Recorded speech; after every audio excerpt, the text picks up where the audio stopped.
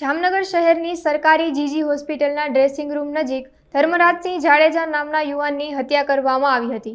Dressing room પાસે હત્યાની ઘટના બનતાની સાથે જ શહેર ડીવાયએસપી તથા સિટી બી ડિવિઝનના પીઆઈ સહિતનો પોલીસ સ્ટાફ મોટી સંખ્યામાં ઘટના સ્થળે દોડી આવ્યો હતો અને પોલીસ દ્વારા હત્યા કેવી રીતે બની તેની તપાસ હાથ ધરવામાં આવી છે। મળતી માહિતી મુજબ જૂની અદાવતને લઈ ક્ષત્રિય યુવાનની ઘાતકી હત્યા નિપજાવવાની માહિતી હાલ સામે આવી રહી છે, પરંતુ પોલીસ દ્વારા સમગ્ર હત્યાની તપાસ હાથ ધરવામાં આવી છે।